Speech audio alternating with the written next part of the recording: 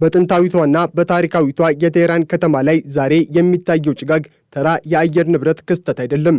ይልቁንም የኢራን አብዮታዊ ዘብ የልብ ትርታ ውስጥ የተከሰተውና መላውን ዓለም ያስደነገጠው ታላቅ የክህደት ታሪክ የወለደው የፖለቲካ ጭስ ነው። በኢራን ወታደራዊ ታሪክ ውስጥ እንደ ባለ 9 ነፍስ የሚታወቁት የማይገደሉትና የሞት መልእክተኛው ተብለው የሚፈሩት የቁድስ ኃይል አዛዥ እስማኤል ቃኒ ዛሬ በገዛ ወገኖቻቸው እጅ ለእስራኤል ሰልለሃል በሚል ክስ ተይዘው ሊገደሉ መቻላቸውን የሚገልጹ ሰፋ ያሉ ዘገባዎች ምድርን እያናወጡ ይገኛሉ። ይህ ታሪክ የአንድ ሰው ሞት ብቻ ሳይሆን ለ4 አስርት ዓመታት በጥንቃቄ የተገነባው የኢራን ክልላዊ ተጽዕኖና ምስጢራዊ የደህንነት መረብ እንደ ናዳ ሲናጋ የሚያሳይ የታሪክ ትልቅ ክስተት ነው። የእስማኤል ቃኒ ታሪክ የሚጀምረው ከታላቁ ጀነራል ቃሲም ሱሌማኒ ጥላ ስር ነው። እንደ አውሮፓውያኑ አቆጣጠር በ2020 በባግዳድ አውሮፕላን ማረፊያ አቅራቢያ በደረሰ የአሜሪካ የድሮን ጥቃት ሱሌማኒ ሲገደል መላው ኢራን በድንጋጤና በሐዘን ተውጣ ነበር። ሱሌማኒ ለኢራን ሕዝብ ጀግና፣ ለጠላቶቿ ደግሞ የማይረታ ተዋጊ ነበር። በዚህ አስቸጋሪና ምስቅልቅል ወቅት ነበር እስማኤል ቃኒ የቁድስ ኃይልን እንዲመሩ በአያቶላ አሊ ካሚኒ የተሾሙት። ቃኒ ከሱሌማኒ በተቃራኒ እጅግ ዝምተኛ፣ ከካሜራ ጀርባ የሚደበቁና በጥላ ውስጥ መኖርን የሚመርጡ ሰው ነበሩ። ሱሌማኒ በየጦር ግንባሩ ፎቶ ሲነሳ፣ ቃኒ ግን በምስጢራዊ ስብሰባዎችና በድብቅ የመገናኛ መስመሮች ላይ የተመሰረተ አመራር ነበራቸው። ይሁን እንጂ ቃኒ ስልጣን በያዙ ማግስት ጀምሮ በኢራን የሚመራው የመቋቋም ዘንግ ወይም አክሲስ ኦፍ ሬዚስታንስ ተከታታይና አስገራሚ ሽንፈቶችን ማስተናገድ ጀመረ። በሊባኖስ፣ በሶሪያ፣ በኢራቅና በየመን የሚገኙ የኢራን ደጋፊ ቡድኖች መሪዎች አንድ በአንድ በታለመ ጥቃት ሲገደሉ፣ ቃኒ ግን ሁልጊዜም በቦታው ቢገኙም ተአምር በሚመስል ሁኔታ ሳይነኩ መቅረታቸው ለዓመታት የብዙዎችን ጥርጣሬ አላጫረም ነበር። ይልቁንም ጀነራላችን በአላህ የተጠበቀ ነው የሚል መንፈሳዊ ትርክት ተገንብቶላቸው ነበር። ነገር ግን ይህ ተአምራዊ አምልጦ መውጣት ከጊዜ በኋላ የክህደት ምልክት ሆኖ መቆጠሩ አልቀረም። የኢራን የደህንነት ባለሙያዎች ቆየት ብለው ሲመረምሩት የቃኒ መትረፍ ከአምላካዊ ጥበቃ ይልቅ ከጠላት ጋር በተደረገ ምስጢራዊ ስምምነት የመጣ መሆኑን መጠርጠር ጀመሩ።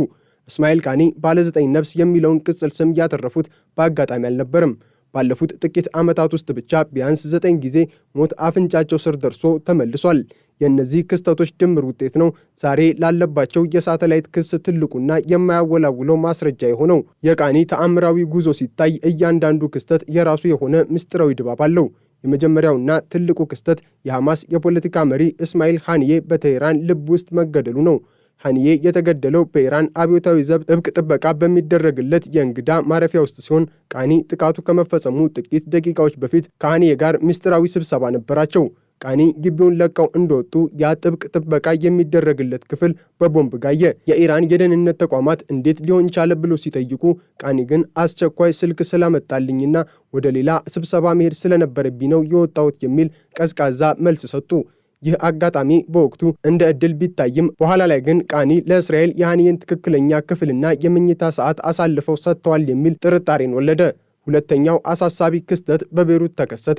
የሂዝቦላ መሪ ሐሰን ናስረላ በእስራኤል በደረሰበት እጅግ ከባድ የአየር ድብደባ ሲገደል፣ ቃኒ በሊባኖስ እንደነበሩና ከናስረላ ጋር ሊገናኙ ቀጠሮ እንደነበራቸው ይታወቃል። ነገር ግን ናስረላ ወደ ምስጢራዊው ምሽግ ሲገባ፣ ቃኒ ግን በመንገድ ላይ የትራፊክ መጨናነቅና የደህንነት ስጋት ገጠመኝ በሚል ምክንያት ሳይገኙ ቀሩ። ናስረላ እና አብረውት የነበሩት የኢራን ጀነራሎች ተገደሉ። ቃኒ ግን አሁንም ተረፉ። ይህ ሁኔታ በ2025 በኢራንና በእስራኤል መካከል በተደረገው የ12 ቀናት ጦርነት ወቅት በከፍተኛ ደረጃ ደረሰ።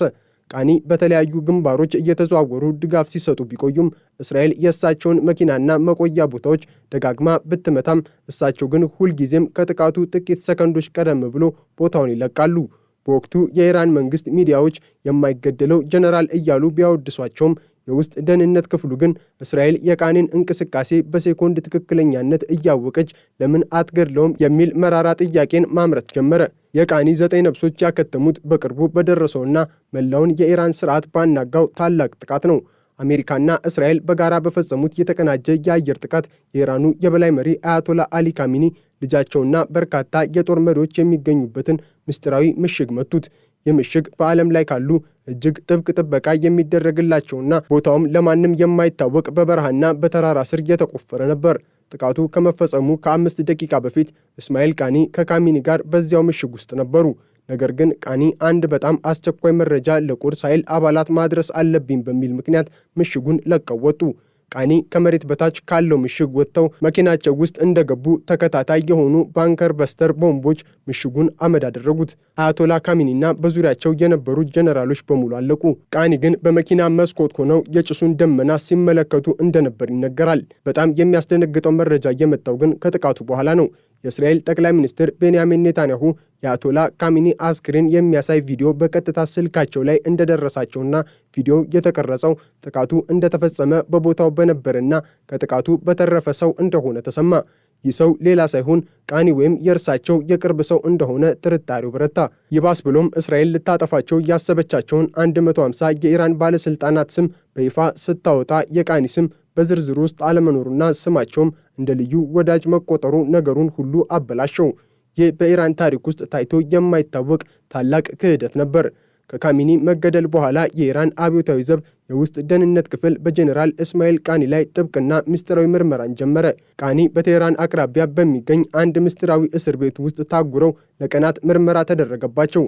ቃኒ መጀመሪያ ላይ ይህ የእስራኤል የስነ ልቦና ጦርነት ነው፣ እኔን ለመምታትና የአብዮታዊ ዘቡን አንድነት ለመበጥበጥ የተፈጠረ ወሬ ነው በሚል በጽኑ ተከራከሩ። ቃኒ የሱሌማኒ ወዳጅነታቸውንና ለአብዮቱ የከፈሉትን መስዋዕትነት በማንሳት ራሳቸውን ለመከላከል ሞከሩ። ነገር ግን የኢራን መረጃ ሰራተኞች በቃኒ የግል ምስጢራዊ መገናኛዎችና በልዩ ሁኔታ በተቀበሩ ዲጂታል መሳሪያዎች ላይ ባደረጉት ፍተሻ ከሞሳድ ከፍተኛ መኮንኖች ጋር የተደረጉ የተመሰጠሩ መልእክቶችን እንዳገኙ ተነገረ። ቃኒ ለዓመታት የኢራንን ወታደራዊ ምስጢሮች፣ የጦር መሳሪያ ማከማቻዎችን፣ የኒውክሌር ሳይንቲስቶችን መደበቂያና የመሪዎቹን መደበቂያ ቦታዎች ለእስራኤል አሳልፈው ሲሰጡ እንደነበር የሚያሳዩ ማስረጃዎች በጠረጴዛው ላይ ቀረቡ። በምርመራ ወቅት ቃኒ ከፍተኛ ስቃይ እንደደረሰባቸውና በመጨረሻም ምስጢራቸውን መዘርገፍ እንደጀመሩ ይነገራል። ቃኒ ለምን ይህንን አደረጉ የሚለው ጥያቄ የብዙዎችን አእምሮ ያደክማል። አንዳንዶቹ ቃኒ ከሱሌማኒ ግድያ በኋላ በኢራን መንግስት ላይ በተለይም በካሚኒ አመራር ላይ ከባድ ቅሬታ አድሮባቸው እንደነበር ይናገራሉ። ቃኒ ኢራን ሱሌማኒን ለመበቀል የወሰደችው እርምጃ ደካማ ነው ብለው ያምኑ እንደነበርና ይህ ቅሬታ ወደ ክህደት እንደመራቸው ይገመታል። ሌሎች ደግሞ እስራኤል በቃኒ ላይ የያዘችው ትልቅ የግል ምስጢር ለሰላይነት ዳርጓቸዋል ይላሉ። ምክንያቱ ምን ይሁን ምን ቃኒ የኢራንን የመቋቋም ዘንግ ወይም አክሲስ ኦፍ ሬዚስታንስ ከውስጥ ሆነው የበሉት የሞሳድ ንብ ሆነው ተገኙ። ይህ በኢራን ደህንነት መዋቅር ውስጥ የተከሰተ ትልቅ የመሬት መንቀጥቀጥ ነበር። ባለፉት ጥቂት ቀናት ውስጥ ከኢራን የሚወጡ መረጃዎች እንደሚጠቁሙት ብርጋዴር ጀነራል እስማኤል ቃኒ በምስጢር ወታደራዊ ችሎት የሞት ፍርድ ተፈርዶባቸዋል። ምንም እንኳን የኢራን መንግስት ይፋዊ መግለጫ ባይሰጥም ቃኒ በቴህራን በሚገኘው ኤቪን እስር ቤት ውስጥ በርሸና መገደላቸውን የሚገልጹ መረጃዎች በስፋት እየተሰራጩ ነው። የኢራን መንግስት ዝምታን የመረጠው በሁለት መሰረታዊ ምክንያቶች ነው። አንደኛው የቁድስ ኃይል አዛዥ ሰላይ ሆኖ መገኘቱ ለስርዓቱ ትልቅ ውርደት በመሆኑና ለዓመታት የገነቡት የደህንነት መዋቅር በቀላሉ መበሳቱን ማመን ስለሚከብዳቸው ነው። ሁለተኛው ደግሞ የቃኒ ደጋፊዎችና በወታደራዊ መዋቅር ውስጥ ያሉ አባላት ይህንን መረጃ ቢሰሙ ሊያምፁ ወይም ሊከዱ ይችላሉ የሚል ስጋት ስላለ ነው። ይሁን እንጂ የቃኒ ከህዝብ አይን መሰወርና በተከታታይ የሚወጡ የአረብ ሚዲያ ዘገባዎች ጀነራሉ ከእንግዲህ በህይወት እንደሌሉ እያረጋገጡ ነው። 9 ነፍስ የነበረው ሰው 10ኛዋ ነፍስ በገዛ ወገኖቹ በጥይት ተረሽናለች። ይህ ሞት ለኢራን አብዮታዊ ዘብ ትልቅ የቁስል ምልክት ነው። ቃኒ ሲገደል የነበረው ድባብ እጅግ አሳዛኝ እንደነበር ይነገራል። ትላንት የአብዮቱ ጠባቂ ተብለው ይከበሩ የነበሩት ጀነራል ዛሬ በገዛ ወታደሮቻቸው ከዳተኛ እየተባሉ ወደ ሞት ተወስደዋል። የቃኒ መገደል በኢራን ውስጥ ታላቅ የስልጣን ሽኩቻና የፍርሃት ድባብን ፈጥሯል። አያቶላ ካሚኒ መገደላቸውን ተከትሎ ልጃቸው ሞጅታባ ካሚኒ ስልጣኑን ተረክቧል። ሞጅታባ ልክ እንደ ቃኒ ከጥቃቱ እየተረፉ ቢሆንም በህዝብ ዘንድ ተቀባይነት የላቸውም። ይልቁንም የእሳቸው መትረፍ ራሱ በጥርጣሬ አይን እየታየ ነው። የኢራን ህዝብ እንዴት ሁሉም ባለስልጣናት ሲያልቁ የካሚኒ ልጅ ብቻ ተረፈ የሚል ጥያቄን እያነሳ ነው። ይባስ ብሎም የአሜሪካው ፕሬዝዳንት ዶናልድ ትራምፕ በጉዳዩ ላይ እጃቸውን በጉልበት አስገብተዋል። ትራምፕ ሞጅታባ ካሚኒ የክላውን ስብስብ ነው፣ እሱን መሪ አድርገን አንቀበልም፣ ኢራን አዲስና ለዓለም ሰላም የሚሰሩ መሪዎች ያስፈልጓታል ማለታቸው በኢራን ከፍተኛ ባለስልጣናት መካከል መከፋፈልም ፈጥሯል። አንዳንዶቹ ከምዕራባውያን ጋር እርቅ መፍጠር ይሻሉ፣ ሌሎቹ ደግሞ የቃኒን ክህደት ለመበቀል ወደ ከፋ ጦርነትና ኒውክሌር ፍንዳታ መግባት ይፈልጋሉ። በዚህ መሃል የኢራን አብዮታዊ ዘብ ከፍተኛ የተሃድሶ እርምጃ ጀምሯል። በቃኒ ስር የነበሩ በመቶዎች የሚቆጠሩ መኮንኖች በቁጥጥር ስር ውለዋል። እያንዳንዱ የደህንነት አባል ሌላውን መጠራጠር ጀምሯል። ቃኒ ሰላይ ከሆነ ማን ነው ታማኙ የሚለው ጥያቄ የኢራንን የመረጃ መዋቅር ሽባ አድርጎታል። የኢራን ጦር አዛዦች ዛሬ ምስጢራዊ ስብሰባ ለማድረግ እንኳን ይፈራሉ። ምክንያቱም በመካከላቸው ሌላ ቃኒ ሊኖር እንደሚችል ስለሚያውቁ ነው። የቃኒ ሞትና የሰላይነት ታሪክ በኢራን ላይ ብቻ ሳይሆን በመላው መካከለኛው ምስራቅ ላይ ትልቅ ተጽዕኖ አለው። የቁድስ ኃይል ማለት የኢራን የውጭ እጅ ማለት ነው። ይህ እጅ አሁን ተቆርጧል። በሊባኖስ የሚገኘው ሂዝቦላ ትልቁን ደጋፊውን መሪውንና የገንዘብ ምንጩን አጥቷል። በየመን የሚገኙት ሀውቲዎችና በኢራቅ የሚገኙት የሚሊሻ ቡድኖች ምስጢራዊ መመሪያ የሚያገኙበትን ምንጭ አጥተዋል። ቃኒ ለእስራኤል የሰጡት መረጃ የእነዚህን ቡድኖች ምስጢራዊ ዋሻዎች፣ የጦር መሳሪያ ዲፖዎች እና የመገናኛ ዘዴዎች አጋልጧል። እስራኤል ይህንን አጋጣሚ በመጠቀም የኢራንን ተላላኪዎች ሙሉ በሙሉ የማጽዳት ዘመቻ ጀምራለች። የቃኒ ክህደት ያስገኘላት መረጃ እስራኤልን ለዓመታት ወደፊት አስጊዷታል። አሁን ላይ የኢራን የመቋቋም ዘንግ ወይም አክሲስ ኦፍ ሬዚስታንስ መሪ የሌለውና በጥርጣሬ የተሞላ ሰራዊት ሆኗል። ሂዝቦላ በቤሩት ውስጥ የነበሩት ምስጢራዊ ቦታዎች እንዴት እንደታወቁ ሲመራመር መልሱ እስማኤል ቃኒ ሆነው ተገኝተዋል። ይህ ደግሞ በመካከለኛው ምስራቅ ለብዙ አስርተ ዓመታት የነበረውን የኃይል ሚዛን ወደ እስራኤልና አሜሪካ ወገን እንዲያጋድል አድርጎታል። የኢራን ክልላዊ ህልም እንደ ጉንበኑ መጥፋት ጀምሯል። ለምንድን ነው አንድ የቁድስ ኃይል አዛዥ ለእስራኤል የሚሰልለው ለሚለው ጥያቄ ለኢራን ብቻ ሳይሆን ለዓለም አቀፍ ደህንነት ተንታኞችም ግራ የሚያጋባ ነው። እስማኤል ቃኒ በኢራን አብዮታዊ መስመር ውስጥ ለ40 ዓመታት ያለፉ በኢራቅና ኢራን ጦርነት የተሳተፉና እጅግ የታመኑ ሰው ነበሩ። ነገር ግን ስልጣን ጥላቻና ብቸኝነት ሰውን ሊለውጡ ይችላሉ። ቃኒ ከሱሌማኒ ግድያ በኋላ የተሰጣቸው ስልጣን ከባድ እንደነበርና ከሱሌማኒ ዝና ጋር መወዳደር እንዳልቻሉ ይነገራል። ቃኒ በካሚኒ ቤተ መንግስት ውስጥ እንደ ሁለተኛ ደረጃ ሰው መታየታቸውና የሱሌማኒን ያህል ክብር አለማግኘታቸው ውስጣዊ ቅሬታን ፈጥሮባቸው ሊሆን ይችላል። ሞሳድ ደግሞ የሰውን ልጅ ድክመት በማጥናት ረገድ ወደር የለውም። ቃኒን በገንዘብ ብቻ ሳይሆን ምናልባትም በቤተሰባቸው ደህንነት ወይም በምስጢራዊ የቪዲዮ ማስረጃዎች አስፈራርቶ ሊይዛቸው እንደሚችል ይገመታል። አንዴ የክህደት መንገድ ከተጀመረ ደግሞ መመለሻ የለውም። ቃኒ ለእስራኤል መረጃ በሰጡ ቁጥር ራሳቸውን ለማዳን ይበልጥ ምስጢር አሳልፈው ለመስጠት ተገደዋል። የቃኒ ታሪክ የሚያሳየው በትልቅ ድርጅት ውስጥ ያለ ከፍተኛ መሪ ሲከዳ የሚያደርሰው ጥፋት ከ1000 ጦር ሰራዊት በላይ መሆኑን ነው። ኢራን አሁን ያለችበት ሁኔታ እጅግ አስፈሪና አደገኛ ነው። የበላይ መሪዋ ተገለዋል። ወታደራዊ አዛዡ ሰላይ ሆኖ ተገኝቷል። የደህንነት መዋቅሯ በእስራኤል ተበስቷል። ህዝቧ ደግሞ በለውጥ ፍላጎትና በኢኮኖሚ ውድቀት እየተናጠ ነው። ቃኒ 9 ነፍስ ቢኖራቸውም 10ኛዋ ነፍሳቸው ግን የስርዓቱ ውድቀት ምልክት ሆናለች። ኢራን ከዚህ ታሪካዊ ሽንፈት ለማገገም ረጅም ዓመታት ሊወስድባት ይችላል።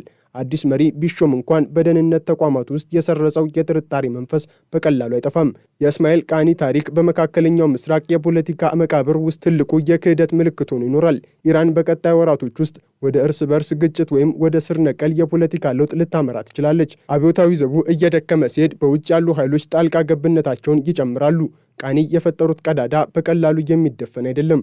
እስማኤል ቃኒ የማይገደለው ጀነራል ተብለው ተነስተው በገዛ ወገኖቻቸው እንደ ከዳተኛ ተረሽነው መሞታቸው የፖለቲካና የደህንነት ጦርነት ምን ያህል ጨካኝና አስገራሚ እንደሆነ ያሳያል። የኢራን መንግስት ይህንን መረጃ ለመደበቅ ቢሞክርም እውነቱ ግን በቴህራን ጎዳናዎችና በዓለም አቀፍ ሚዲያዎች ላይ እየጮኸ ነው። ቃኒ የሞቱት በመሳሪያ ሳይሆን በክህደት ነው። የተገደሉትም በእስራኤል ሳይሆን በገዛ ራሳቸው ድርጊትና በኢራን የደህንነት ስርዓት ድክመት ነው። ዛሬ ኢራን ያለ ጀግና፣ ያለ መሪና ያለ ታማኝ አዛዥ ቀርታለች። የቃኒ 9 ነፍሶች ታሪክ አክትሟል። አሁን የሚጀምረው የኢራን አዲስና ያልታወቀ የታሪክ ምዕራፍ ነው።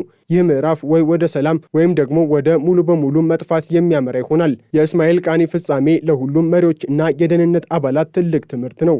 በምስጢርና በክህደት ላይ የተገነባ ቤት ንፋስ ሲመጣ መፈራረሱ የማይቀር መሆኑን ቃኒ በሕይወታቸው ወይም በሞታቸው አረጋግጧል። ቴህራን ዛሬም በጭስ ተውጣለች። ነገር ግን ያ ጭስ የቦምብ ብቻ ሳይሆን የጠፋው ተስፋና የተናጋ እምነት ጭስ ነው። ጀነራል ቃኒ በታሪክ መዝገብ ውስጥ የሚሰፍሩት እንደ ቃሲም ሱሌማኒ በክብር ሳይሆን የገዛ ቤታቸውን ለጠላት አሳልፈው እንደሰጡ ትልቅ የክህደት ተምሳሌት ሆነው ነው። ዓለም ይህንን ታላቅ ድራማ በትጋት መከታተሏን ትቀጥላለች። ምክንያቱም የመካከለኛው ምስራቅ ዕጣ ፈንታ በዚህ ሰውዬ ክህደት ምክንያት ለዘላለም ተለውጧልና።